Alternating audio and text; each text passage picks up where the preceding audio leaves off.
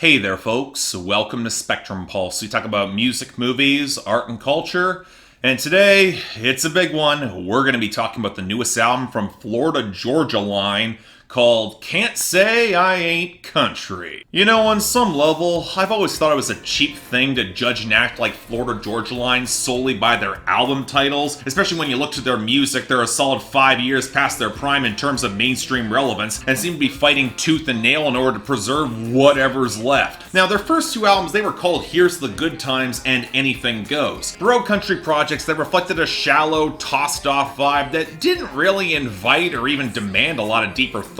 And while I'd call neither album precisely good, for what they were, I couldn't exactly get angry or all that annoyed with them. Now, where some of that anger manifested was on their third album in 2016, Dig Your Roots. Not their first attempt to say that they were going back to their core, but arguably their most revealing of what that core actually was. The project where they wanted to settle down and get more mature, but did so against some of the most lifeless pop-leaning production to date. And that did feel a little telling, because for as much as these guys have referenced the pop of their youth, this album could have indeed referenced their roots directly. Just maybe those roots aren't really all that country, and hell, maybe they should have owned that. But you can tell Florida Georgia Line has taken this as a bit of a slight, and from the lead-off single Simple, that sounds like a mashup of High Valley and Edward Sharpe and the Magnetic Zeros, to the very defensive album title here, this looked to be a lot of posturing and maybe even some hurt feelings at being so effectively sidelined by the pop country of Dan and Shay or the heavier, smokier timbre of Brothers Osborne. So I'll admit a little bit of concern when I saw their newest album being described by them as a tribute to 90s country, or at least their take on it, and then stacked with features from Jason Aldean and Jason Derulo, not to mention still being produced by Joey Moy. Now, that being said,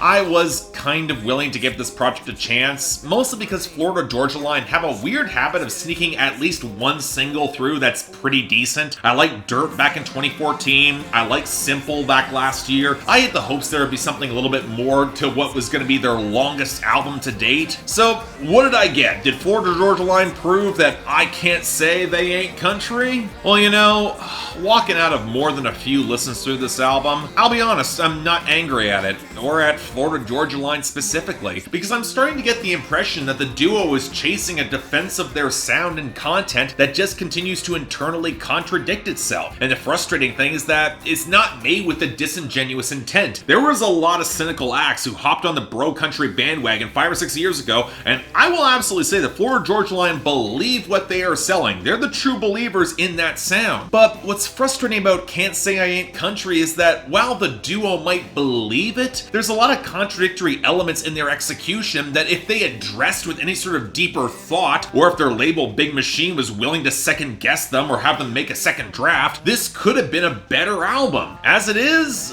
look, it's better than Dig Your Roots on production alone, but it's also more slapdash and divided against itself, and a more frustrating listen as a whole. And I'd seriously struggle to say there's a lot of quality here. It's not bad, but not really good either. Now, at this point, there's not really much to say unique about the duo themselves. Tyler Hubbard's got the brang, more nasal tone we all recognize. Brian Kelley's getting a little bit more space in verses with a smoother but more anonymous delivery, likely because it'll play better to the pop country market. And yet, all the vocals got too much damn compression and too much obvious pitch correction because this is Joey Moy producing, and he's never learned much restraint. But production and instrumentation has been a serious problem with branding them as country for some time now. And given the duo is trying to make that case, yeah, let's have that conversation. Because yeah, they absolutely got Paul Franklin on pedal steel, and you can tell that the textures overall are trying to be a little bit more organic, at least in terms of some of the foundational melodies or some of the drums. But for a duo to then say this is a bit of a throwback to the 90s neo-traditional sound they grew up on, look, I grew up in that time too. You can't bullshit me by saying this. First off, there's no fiddle at all, and even in the hyper-polished, smoothed-over late 90s country courtesy of Shania Twain, that was part of the mix. But let's be even more blunt. That era wasn't reliant on programmed drum machines and overmixed synth effects, and let's not forget about the trap elements that found their way into this album too. Even Simple, a song I like, it doesn't even have its roots in that era of country so much as late 2000s folk. And while the title track, the pretty solid bouncy groove of Speed of Love, and maybe the smoother reserve of the closing track Blessings, they do show some minor parallels to that era. Between between them is a pileup of songs that don't even come close. For one, it's more than a little bit rich to have such a claim when you have Jason Derulo as a guest star on Women that's more distinctive for a smoked out wheedling vocal sample and overweight percussion, or when you have Told You, which is such an obvious play for Chris Stapleton's brand of country soul, or when you have the rap verses on Small Town, and that's not even getting to the obvious snap percussion or the plays from mainstream pop country radio that, even with Brian Kelley taking more of the lead, shows the duo just kind of out of their element. They're just not as smooth as the newest crop of guys or people who are able to adapt to that sound. And their attempts to be that smooth, I gotta be honest, they're really clumsy. But hey,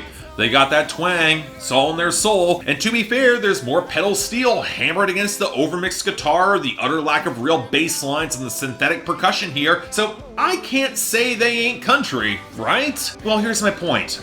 Even 5 years ago in the heights of bro country, I said there was space in this subgenre and a range of quality within it. There was good stuff that came out of that time, and I'll admit this album is paradoxically more country in its tones than Dig Your Roots. But here's my follow-up. Even if I accepted that they are country, what are they even doing with it? Because in the 90s, neo-traditional country that I remember from Alan and Garth and Randy and George and Travis and Reba and all the rest of the artists who don't work with you guys, there was storytelling and a sense of gravitas and maturity and even attempts to tackle some more serious subject matter. What frustrates me about Florida Georgia Line is that their brand of country has none of this. It's a list of redneck cliches about the simple life in rural America, bro-country sex jams, and a weird defensiveness that even they can't quite articulate. Maybe it's because it's not exactly mirroring who they are now in the industry in Nashville and outside of it. And what's kind of alarming is that Florida Georgia Line only highlight this discrepancy through a series of skits that really raise more questions than they should. They're intended to be more comedic, sure, but they're a little bit more revealing than they probably should be of the attitudes that exist within Nashville marketing to rural America, with the one that really stood out being Catfish Nuggets, where a pastor from back home calls them as a person in the community is going to lose his eye in an accident and they need to raise funds to help with medical costs. And yet, the opening skit for the album, it's a rumor saying that Tyler Hubbard is buying a Tesla. He's that rich he can afford it. But he's still country, right? And you know what? That class level of contradiction, that's a big sticking point when it comes to this sort of country conversation. What Florida Georgia Line are pushing in their content, it probably doesn't match how they might live in Nashville or in the South right now. They're rich musicians pushing a Music Row image of country and rural life rather than what it is. And while the two have never aligned, in the neo-traditional era, it was at least a little closer than this, and that veneer, that trying to illusion that you would expect in the music, that gets really thin when you give these songs any sort of deeper thought, where God only knows consider the album as a whole package. I'll move past how the title track tries to draw the false equivalency of conspiracy theory nonsense of the world being flat or the moon landing being faked with evolution, which, just to hammer this into the ground, that's a scientifically backed theory. You can pretty much rely on evolution being real. And let's focus more on a song like Yo Boys, which features this weird attempt to stick up for country guys over city guys, trying to win over city girls, and the song is so damn petulant. I've always hated this sort of song, but Florida Georgia Line can't even commit to larger feelings of antagonism in the song, and that same sort of fence-sitter attitude trying to split the difference, it pops up on the Jason Aldean collaboration Can't Hide Red, where despite all the flash and moving to Beverly Hills and all that glitz,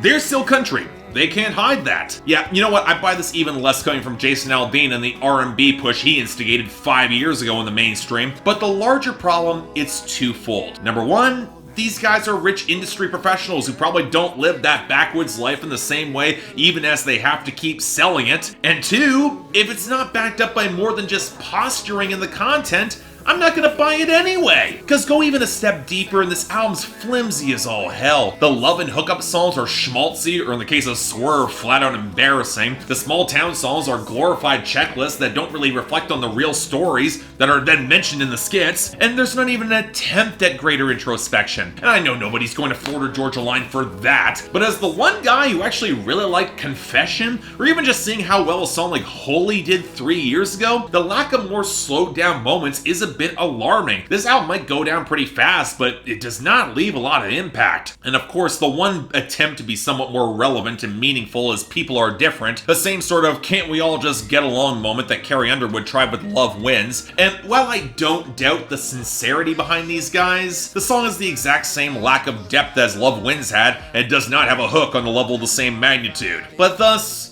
look, I don't envy Florida Georgia Line right now, given their artistic position. The bro country wave they rode got a lot more polished, or brought a heaviness that they can't match coming out of the indie scene, and they're struggling to compete. More to the point, they clearly think they are country because that's probably how the pop acts that they work with, like Bebe Rexha, who don't have a goddamn clue what's going on in Nashville, will then consider them. And thus, they kind of get annoyed when music critics like myself or other acts will call them out. And as such, this album is trying to do two things that don't really mesh together thematically, and it really compromises the whole project. Trying to say they are country, but then make a bunch of music that's mainstream and not all that country at all. It's only rendered a little better than the last album because there's a few stronger hooks and it can feel a little more organic. But if you're stuck making responses to trends rather than charting your own path, and let's be honest here, they probably have the leverage at this point in their careers to go to Scott Borchetta with a distinct vision if they wanted. They got the clout on Big Machine right now to do so. They've got the hits, but doing it this way, you're chasing your own tail. And I can see that hurting this album more than any bad production or misaligned ideas,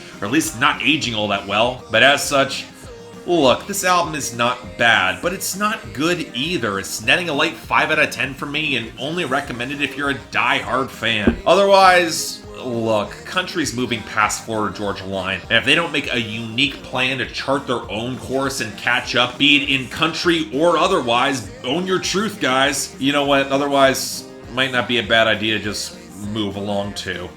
It happens. So yeah, thanks a lot for watching. I'd like to like and subscribe. I'd be more than grateful. Look, I'm not trying to hate on Florida Georgia Line. In some level, I kind of feel bad for them because they haven't really aged artistically, and when they've tried, it's been very reactionary. I haven't seen them chart their own course in the same way they did on their first two projects. Yeah, it was charting out a lane that got kind of played out in a little lane, but it was distinctive. It was their own. This just, it feels like half trend chasing and then half trying to deny that they are trend chasing. And that doesn't help this hold together, and sadly the production just holds them back as a whole. But hey, if you want to buy or stream the album, links down there below, polls up there if you all tell me how wrong I am. But hey, if you want to help support the channel, link to my Patreon's right over there, and anything else I might be able to do to improve my presentation, I'm all ears. But till then, I'm Mark, you're watching Spectrum Pulse, and I'll see you next time.